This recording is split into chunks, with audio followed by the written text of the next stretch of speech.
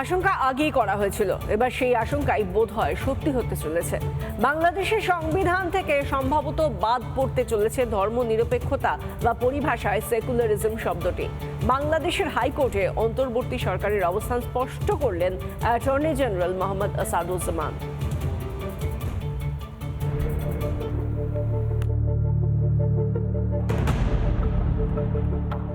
বাংলাদেশে বঙ্গবন্ধু মুজিবুর রহমানের সব চিহ্নই কার্যত মুছে দিয়েছে মোহাম্মদ ইউনূসের নেতৃত্বে অন্তর্বর্তী সরকার। দেশ ছাড়তে বাধ্য হয়েছেন মুজিব কন্যা ও দেশের প্রধানমন্ত্রী শেখ হাসিনাও। ক্ষমতায় এসে 8টি জাতীয় দিবসও বাতিল করেছেন ইউনূস। বাতিলের তালিকায় আছে সংবিধান দিবসও। প্রশ্নটা তখনই উঠেছিল, তাহলে কি এবার আগের সংবিধানও বাতিল করে নতুন করে সংবিধান লেখা হবে বাংলাদেশে? নতুন করে সংবিধান লেখা না হলেও এবার সংশোধনীর পক্ষে সওয়াল করলেন অ্যাটর্নি জেনারেল। বাংলাদেশের হাইকোর্টে মোহাম্মদ আসাদুজ্জামানের দাবি, বদলে যাচ্ছে বাংলাদেশের সংবিধান, বাদ পড়তে চলেছে ধর্মনিরপেক্ষ শব্দটি। হাইকোর্টে জানিয়েছে অন্তর্বর্তী সরকার, ধর্মনিরপেক্ষ শব্দটির প্রয়োজন নেই। এই দেশের 90% মুসলিম, সমাজতন্ত্রের ধারণাও বাদ দেওয়ার প্রস্তাব। ইউনূসের আমলে এমনিতেই মরছে সংখ্যালঘুরা, এবার কি তাহলে এই হত্যা লীলাকেই আইনসম্মত করতে চাইছেন ইউনূস? কিন্তু সনাতনীরাও যে ঘুরে দাঁড়াতে পারে সেটা বোধহয় কল্পনারও বাইরে ছিল মোহাম্মদ ইউনূসের। ধর্মনিরপেক্ষতা শব্দটি বাদ দেওয়া নিয়েও প্রশ্ন তুলেছেন বাংলাদেশের সনাতনীরা। যাদের পূর্বপুরুষ ছিল ভিনদেশী, তারা এখন বাংলাদেশ থেকে সংবিধান বাদ দিতে চায়। খুবই দুঃখজনক। আসলে বর্তমান প্রেক্ষাপটে ভাষাভিত্তিতে স্বাধীনতা পাওয়ার যে দেশ বাংলাদেশ, ধর্মের ভিত্তিতে সংবিধান পরিবর্তন আনা কতটা যৌক্তিক? বাংলাদেশের শাসনভার এখন কট্টরপন্থী মৌলবাদীদের হাতে, যারা নিজের ধর্ম বাদে অন্য কোনো ধর্মকে মান্যতা দেয় না। গত কয়েক মাসে তার অসংখ্য উদাহরণ দেখেছে বিশ্ব। বাংলা ভাষার স্বীকৃতির দাবিতে এই বাংলাদেশেই তো প্রাণ দিয়েছেন কত তরতাজা যুবক। আজ কি তাহলে সেই বাংলাদেশেরই জাতীয় ভাষা উর্দু হতে চলেছে? রিপাবলিক বাংলা। মেলেনি কম্পোজিট ফান্ডের টাকা জেলায় জেলায় সরকারি স্কুলের ফান্ডে টান, বন্ধ স্কুলের সামগ্রী কেনা, বন্ধ রক্ষণাবেক্ষণের কাজও। নিজেদের টাকায় স্কুল চালাচ্ছেন শিক্ষকরাই। একাধিক প্রাথমিক স্কুল বন্ধের আশঙ্কা শিক্ষকদের।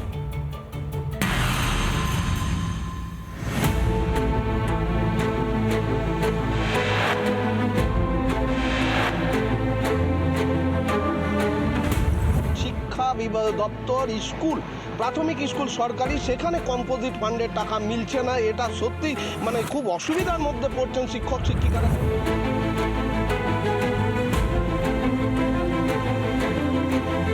শিক্ষা দপ্তর তো এই বিষয়টা পুরাটাই ওয়াকিবহাল আছে। হয়তো এই মাসে হতে পারে, কিন্তু কোনো গ্যারেন্টি এখনো পর্যন্ত আমরা পাইনি বা এখনো টাকা ঢোকেনি।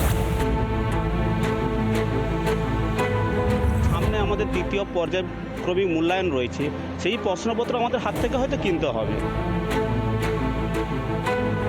আমরা বিশেষত এই ইয়েটার উপরে খুব নির্ভরশীল হয়ে যায়, এবছর পাইনি, তাহলে মেনটেন্যান্সের কাজগুলো একটা তো অবরুদ্ধ হয়ে আছে। বাচ্চাদের মুখ দেখে এই টাকাটা খরচা করে যাচ্ছি, পরবর্তীকালে জানি না আর কতদিন আমি এইভাবে টানতে পারবো।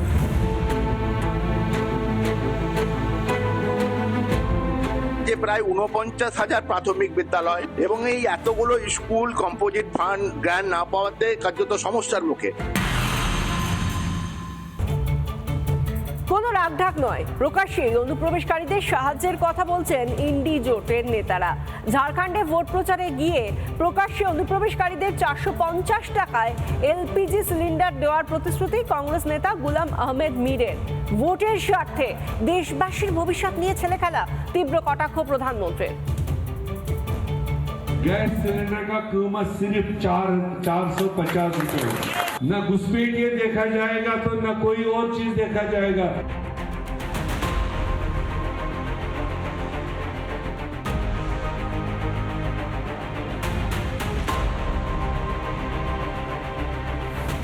কেন এত অনুপ্রবেশ? কিভাবে দেশে ঢুকে বহাল তবিয়তে থাকছে বাংলাদেশ অনুপ্রবেশকারীরা? অনুপ্রবেশের রহস্য অনুমান করাটা বোধহয় এতটাও শক্ত নয়।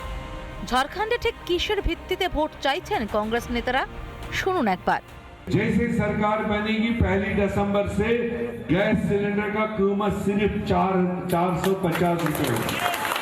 ये आम जनता, ना उसमें हिंदू देखा जाएगा, ना मुसलमान देखा जाएगा, ना घुसपैठिए देखा जाएगा, तो ना कोई और चीज देखा जाएगा। এ যেন একই মুদ্রার এপিঠ ওপিঠ। এ রাজ্যেও তো অনুপ্রবেশকারীদের সাহায্য করার কথা ফলাও করে বলতে শোনা যায় তৃণমূল নেতা নেত্রীদের। অনেক বাংলাদেশি লোক এখানে বসবাস করে। যদি লিঙ্কের কোনো সমস্যা হয়, বাংলাদেশ থেকে যারা এসছে ভোটার লিস্টের নাম তোলার সমস্যা হয়, চাকরিটা এই কাজটা ভালো করে দেবে। ভোটের স্বার্থে বিরোধী দলগুলির এই সংকীর্ণ রাজনীতিকে তীব্র আক্রমণ প্রধানমন্ত্রী নরেন্দ্র মোদীর। कि जो घुसपैठिए हैं उनको हम सस्ते में गैस सिलेंडर देंगे। ये वोट पाने के लिए आपके बच्चों के उज्जवल भविष्य के साथ कैसा खेल खेल रहे हैं, ये उदाहरण है। ভোটার কার্ডটা হাতে পেয়ে ইন্ডিদের ভোট দিলেই হলো। এলপিজিতে ভর্তুকি থেকে লক্ষ্যের ভান্ডার সবই পাবেন অনুপ্রবেশকারীরা। লাজ লজ্জা বিসর্জন দিয়ে খুল্লা অনুপ্রবেশকারীদের বার্তা দিচ্ছেন ইন্ডি নেতারাই। 21শে জুলাইয়ের মঞ্চ থেকে কি বলেছিলেন বাংলার মুখ্যমন্ত্রী মনে পড়ে? অসহায় মানুষ যদি বাংলায় দরজা খটখটানি করে, আমরা তাদের আশ্রয় নিশ্চয়ই দেব। ইন্ডি নেতাদের এই স্বার্থপর রাজনীতির ফল ভুগছে দেশের মানুষ। কিভাবে ঝাড়খণ্ডের সাঁওতাল পরগনায় আদিবাসীদের জমি কুক্ষিগত করছে বাংলাদেশিরা, সেই ছবি দেখিয়েছিল রিপাবলিক। যদিও এসবে ভ্রুক্ষেপ নেই মমতা, সোনিয়া, রাহুল গান্ধীদের। আমেরিকানরা বুঝে গিয়েছে অনুপ্রবেশের বিপদ বুঝেই অনুপ্রবেশ আটকাতে বিপুল ভোট দিয়ে ট্রাম্পকে ফের মসনদে বসান আমেরিকানরা। ঝাড়খণ্ড বা বাংলার জনতাও কি আগামী ভোটে সেই পথেই হাঁটবে? আর তেমনটা হলে ইন্ডি জোটের রাজনৈতিক ভবিষ্যৎ সত্যিই অন্ধকারে। রিপাবলিক বাংলা। নানা ধরনের কন্টেন্ট দেখার জন্য লাইক করুন, শেয়ার করুন আমাদের ফেসবুক পেজ, সাবস্ক্রাইব করুন আমাদের ইউটিউব চ্যানেল। পাশাপাশি অন্যান্য ব্রেকিং নিউজের জন্য অবশ্যই চোখ রাখুন রিপাবলিক বাংলায়।